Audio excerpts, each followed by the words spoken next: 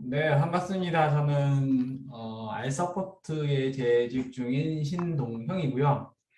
이 책은 사실상 몇 년 동안의 고민을 함께 담았던 부분인데 제 고민이 어떻게 하면 또 좀 쉽게 전달할 수 있을까? 그게 또 고민이 되네요.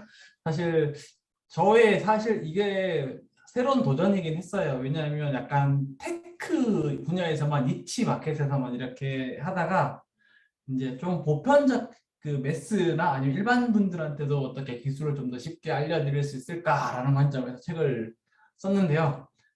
출판사에서 제가 전달한 책의 반을 날리시더라고요. 어렵다고. 예, 그래서 반을 날린 다음에 만들어진 게 바로 이거고요. 저는 사회생활은 그 삼성전자 무선사업부에서 처음 하면서 그때는 대학교 때 휴대폰에 미쳐가지고요. 그 휴대폰 무선 사업부에 들어가려고 해서 휴대폰부터 알게 됐고요. 그 다음 단계는 삼성전자 다니다가 이제 진짜 너무 힘들어가지고 서울대학교 대학원 가서 이제 이게 사실 제 인생의 두 번째 책이긴 합니다. 첫 번째 책은 시스테믹 이노베이션이라고 하면서 곧 잠깐 말씀드린 건 세상 변화에 관련된 부분인데 그 부분은 제가 이제 세상을 바라보는 큰 프레임을 얻게 된 거고요. 이 책은 미래를 바라보는 어떤 관점에서 미래를 보고 그러니까 투자를 한다거나 준비를 해야 된다거나 아니면 난 준비하기 싫으니까 알지만 최대한 대처할 수 있는 게 뭔지를 살펴보는 부분이 중요하지 않을까라는 생각이 들고요. 그 다음 단계는 LG경제연구원에서 이제 그 산업 리서치나 아니면 이런 부분들을 배워서 그 사이에 있다가 지금 알서포트라는 곳에서 전략 팀장을 하고 있는데 그 전략 팀장 하기 전에 자회사인 게임덕이라는 곳에 잠깐 스타트업 대표이사를 했었습니다. 그때 그 서비스가 뭐냐면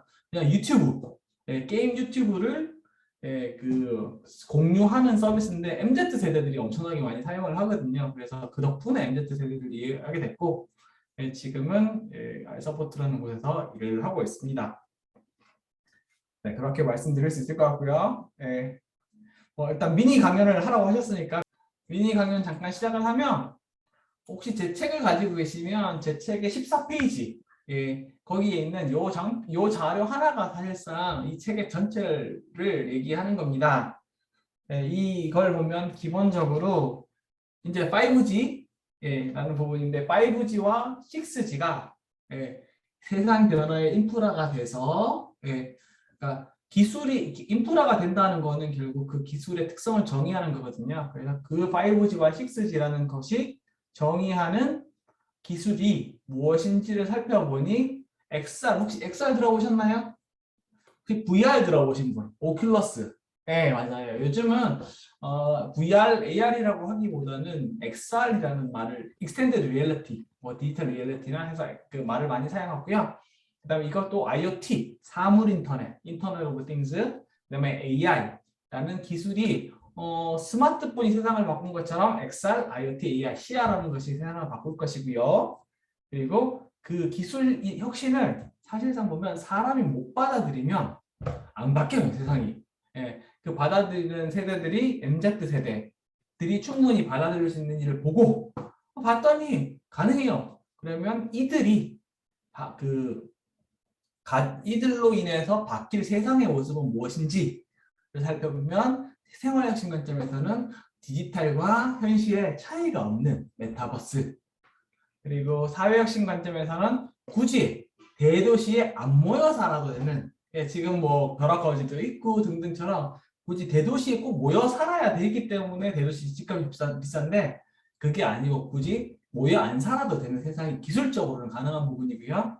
그리고 점점 더 현재 뭐 손에 잡히는 이런 실물보다도 눈에 안 잡히는 데이터 중심으로 세상이 바뀐다라는 부분이 이 프레임워크 자체를 좀 그래도 아시기 쉽게 정리한 부분이 책이라고 생각하시면 될 것 같습니다.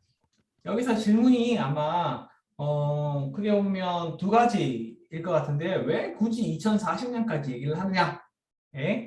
라고 말씀을 드리면 요게 사실 제 첫 번째 책이에요. 그러니까 이노베이션 3.0이라고 하면서요. 이게 포인트가 딱 하나입니다. 슈퍼카가 있어도 사막에 있으면 그냥 쓰레기거든요.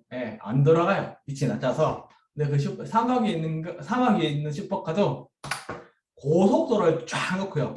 그리고 고속도로에 기름이나 전기 충전 걱정 없이 달릴 수 있는 충전소를 놓으면 이게 진짜 신경 안 쓰고 쫙쫙 달릴 수 있는 슈퍼카가 되는 거죠.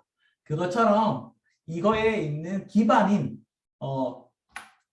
도로가 도로가 어떤 것을 위한 도로인지에 따라서 사실상 그 기능이 제한되거든요. 자전거 전용 도로면 자전거를 돌아다닐 수 있게 하고 슈퍼카가 돌아다닐 수 있는 도로면 슈퍼카가 돌아다닐 수 있게 하고 좀 더 파손이 안 되게 탄탄하게 만들어서 트럭이 다닐 수 있게 하려면 트럭을 다닐 수 있게 하는 도로가 만들어진 트럭이 다닐 수 있는 등 그 도로가 사실상 그 위에 올라가는 슈퍼카 혹은 자전거 이런 특징을 정의하기 때문에 이 모습 자체가 사실상 보면 이동통신망이에요. 네. 이동통신망도 보면 세상을 보면 되게 재밌는 게 혹시 Y상 들어보신 분? 네. 아무 들어보세요. 세상을 완전히 송두리째 바꾸는 거. 네. 예를 들면 아이폰이 나오니까 아이폰 전에 있었던 피처폰에서 잘 나갔던 회사들 다 망했잖아요. 그것처럼 세상을 송두리째 확 바꾸는 뭔가가 나오는 게 Y성 혁신이라고 합니다. 그리고 그리고 그게 그냥 확 바꾸는 게 아니라 조금씩 개선하면서 바꾸는 게 점진적 혁신이라고 하는데요. 세상의 흐름을 보니까 완전히 세상을 송두리째 바꾸는 게 한번 나타나면 그게 계속 나타나는 게 아니라 여기 한번 세상에 확 퍼졌다가 퍼지다 보면 한계가 오니까 또 한 번 바꿨다가 이렇게 사이클이 돌더라고요. 그게 나타나는 게 사실상 보면 이동통신 산업의 모습이라고 볼 수 있습니다. 혹시 옛날에 원지 기억나시는 분, 요거 기억나시는 분 있어요? 예, 따꺼폰. 예, 따꺼폰 같은 경우에서는 예전에 보면 딱 이렇게 생각했었거든요. 여기서 보면 재밌는 게 두 가지입니다. 홀수 세대와 짝수 세대 특징.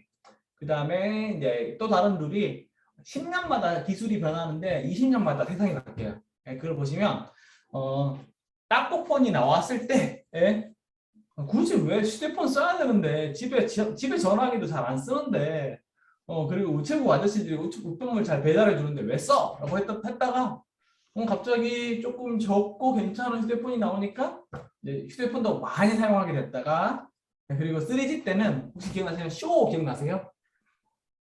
준. 기억 안 나세요? 네, 그거 보시면 굳이 휴대폰에서 왜 TV를 봐? 라고 했던데 지금은 이제 스마트폰으로 TV 보는 게 보편화됐잖아요. 그것처럼 그러니까 홀수 세대에 있는 이동통신망은 세상을 바꾸는 변화를 가져오고요. 그리고 짝수 세대에 있는 이동통신망은 바꾸는 게 퍼져나가는 그런 모습을 보여서 일단 세대별로 보신다면 1G, 2G 그러니까 기술은 10년마다 보시고 또 하나 더 말씀드리면 3G가 본명이 IMT 2000이고요. 5G는 IMT 2020이에요. 이동통신은 기술 세대는 1G, 2G, 3G 10년마다 한 개씩 나오고요. 하지만 완전히 세상을 바꾸는 변화가 나타났다가 파급됐다가 완전히 그 세상을 바꾸는 변화가 나타났다가 파급됐다가 이렇게 하는 게 20년마다 세상이 바뀐다고 해서 관점에서 이제 5G 즉 2020년 그러니까 2021년부터 2030년까지겠죠? 가 5G 6G는 2031년부터 2040년까지가 6G 자 그래서 2040년까지 변화라고 정의를 했습니다. 그래서 또 기술 중에서는 되게 재밌는 게 AI나 이런 게 로드맵은 있지만 어떤 기술 시간을 특징할 수가 없거든요. 근데 여기 같은 경우에서는 네 맞아요. 같은 경우에서는 그러니까 이동통신망은 시간을 특정할 수 있기 때문에 2040년이라고 말씀을 드릴 수 있을까요? 지금부터 나타나는 변화는 2040년까지 쭉 나올 변화라고 생각하시면 될 것 같습니다. 재밌는 게 정말 재밌으면 안 되는데. 네, 그러면 이제 원지와 투지는 그러니까 휴대폰을 위한 망이었었어요.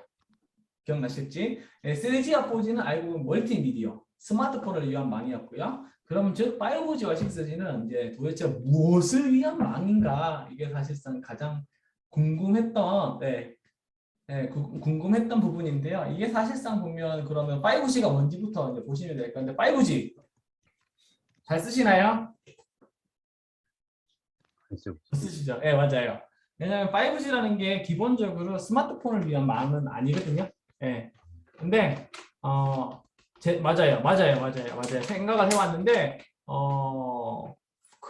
원래 요 쪼매난 스마트폰 화면 정도, 예, 뭐 8인치, 9인치 되는 화면에 들어갈 수 있는 네트워크는 4G로도 충분해요. 이미 뭐 넷플릭스 보시나요? 스마트폰으로 안 끊기거든요. 예, 그것처럼 되는데 하지만 5G라는 게 제대로 이제 구축이 됐을 때 지금 보면 5G가 제대로 구축되는 게 한 20% 정도? 예, 그냥 스마트폰 정도 돌아갈 수 있는 건데 그게 제대로 구축되어야지만 나오는 세상이 바로 말씀드렸던 시야라고 하는 부분인데 5G의 특징은 세 가지로 정리할 수 있어요. 네, 세 가지로 정리할 수 있는 게 뭐냐면 eMBP, MMTC, URLLC 이건 글로벌에 사용할 수 있는 부분이고 이제 더 초고속, 더 빠르게. 예, 예전에 그랬잖아요. 3G보다 4G가 더 빨라요.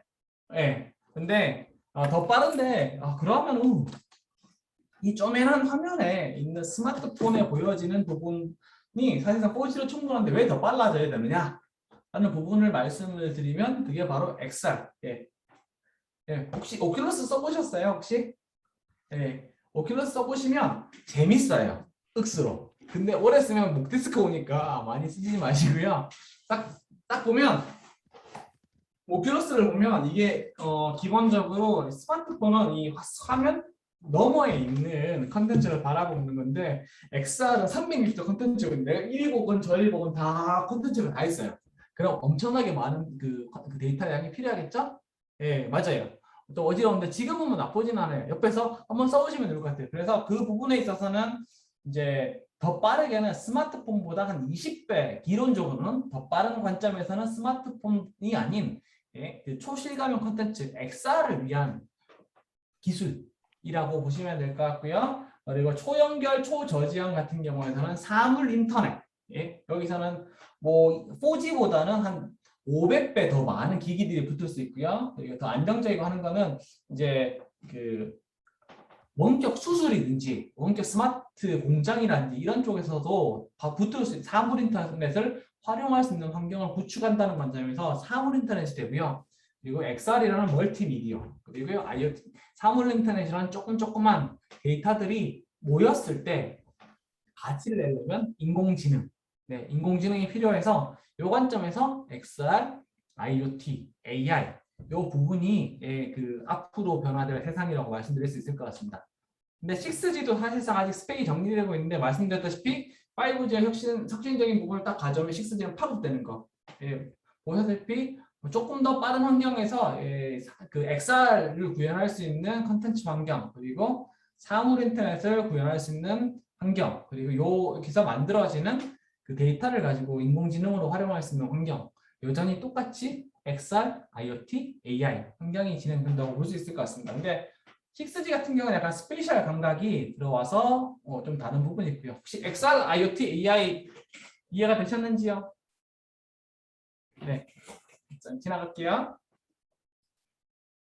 네, 뭐 XR 같은 경우에서는 뭐 가상현실 이런 거, 더하기 증강현실, 스마트폰 뭐 현실에다가 덧대면 데이터들이 나오는 거라고 생각하시면 될 것 같습니다. 네, 이런 기술들이 진행이 될 거고요. 재밌는 부분이 그럼 이런 기술을 충분히 그 새로운 세대들이 받아들일 수 있을까라는 부분을 살펴보면 또 재밌는 게 있더라고요. 여기 M세대라고 하셨죠? 재밌는 여기 X세대도 계시고요. 근데 MZ세대를 한번 그 정리를 한번 해보니까 되게 재밌는 게 부모에 대한 반발심으로 이제 세대의 특징이 정리가 되더라고요. 보시면 베이비 부모가 M 세대는 부모님이 베이비 부모 세대, Z세대는 부모님이 X세대인데 보면 M세대 같은 경우에서는 베이비 부모가 일과 조직에 충성하니까 아빠 엄마가 막 집에는 안 들어오고 일만 해요. 아니야. 그래서 개인의 가치에 좀 더 집중하고 소셜미디어를 통해서 자신을 드러내기 좋아하고요. 베이비 부모가 잘 살기 위해서 막 아끼고 자산을 모았으니까 저렇게 좀 안 살고 싶어 라고 하면서 M세대는 소비하고요. 자산 소유보다는 공유와 경험을 선호하는데 특성상 보면 요즘 이제 그러니까 부동산 같은 경우에서는 소유보다는 투자라는 관점에서 생각을 하고 접근하는 것 같습니다. 그리고 베이비 부모가 아이, 과정은 모르겠고 결과만 좋으면 되지라고 했던 게 보기 싫었던 것 같습니다. 그래서 M세대는 과정 또는 이를 통한 사회적 가치에 조금 더 관심을 갖는 부분인 것 같고요. M세대 같은 경우에서는 처음이라기보다는 뭐 태어날 때부터 스타크래프트나 이런 부분들을 하면서 PC 사용하는 걸 별로 안 어려워한다. 그런 관점에서 보시면 될 것 같습니다. Z세대 같은 경우에서는 부모인 X세대가 권력하고 직업에 대해서 기대가 너무 낮아서 Z세대는 유명인, 인플루언서라고 하는 기존과 다른 형태의 권력과 유명세를 선호하고요. Z세대 같은 경우에서는 처음으로 터치스크린이 뭐 그 되고 언제나 언제 어디서나 스마트폰으로 인터넷 접속하는 그런 세대가 될 것 같고 뭐 얘들 같은 경우는 이렇게 하잖아요. TV를 보더라도. 예. Z세대 같은 경우에서는 좀 이제 자기 중심적이긴 하지만 조금 이제 Y세대, M세대의 이제 사회적 가치에도 관심을 가지면서 이제 그런 관점에서 같이 공유하는 부분도 있는 것 같습니다.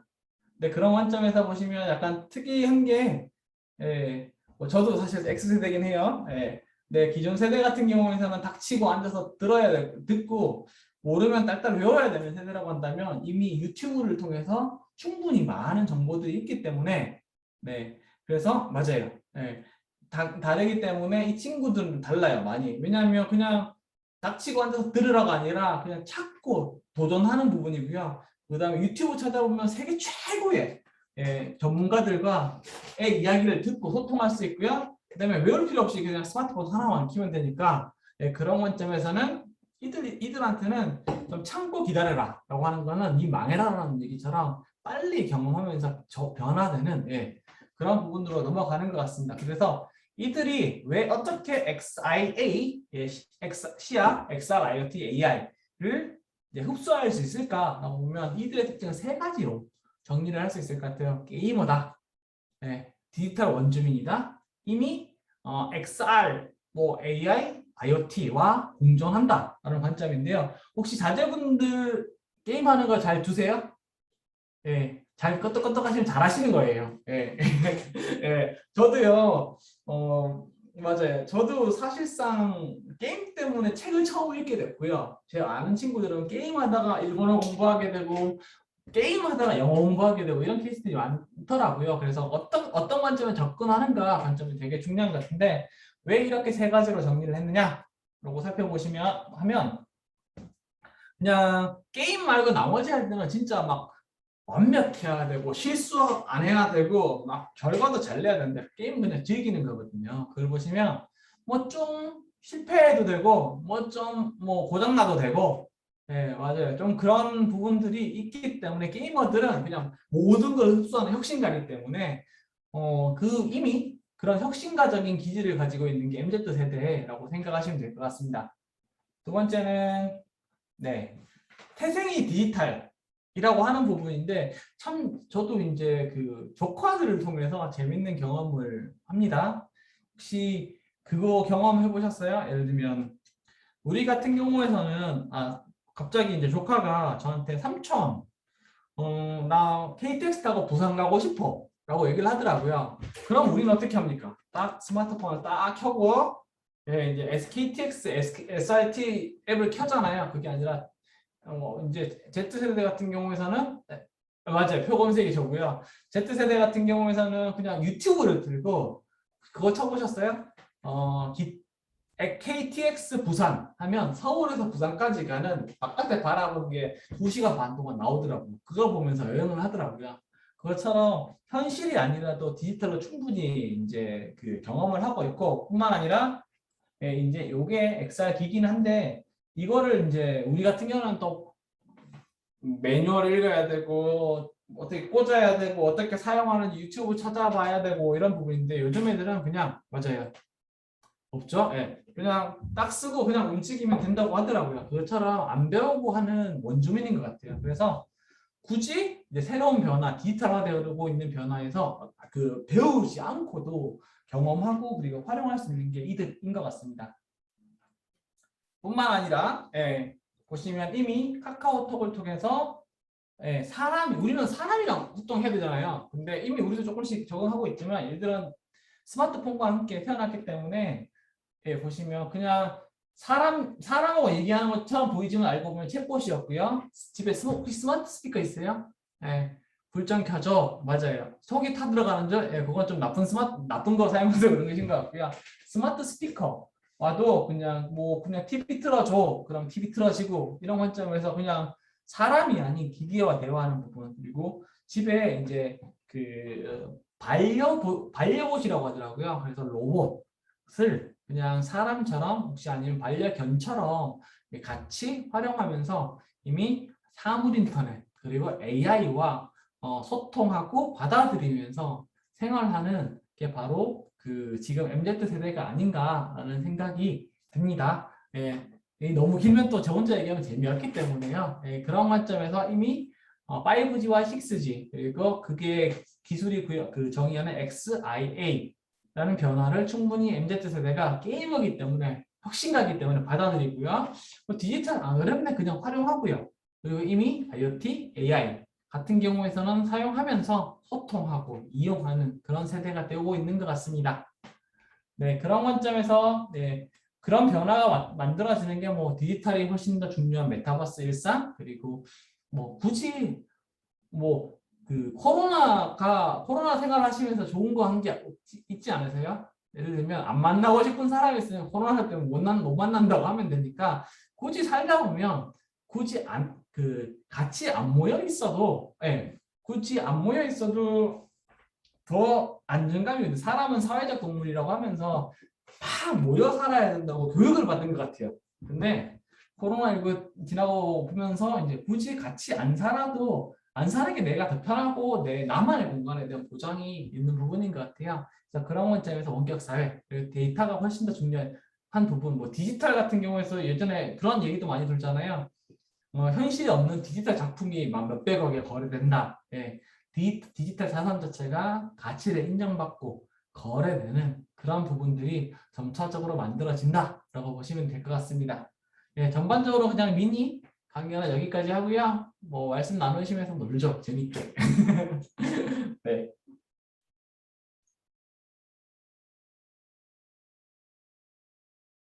네, 저는 저의 가치를 어떤 분은 이렇게 말씀을 해주시더라고요. 사람들의 시간을 줄여준다고.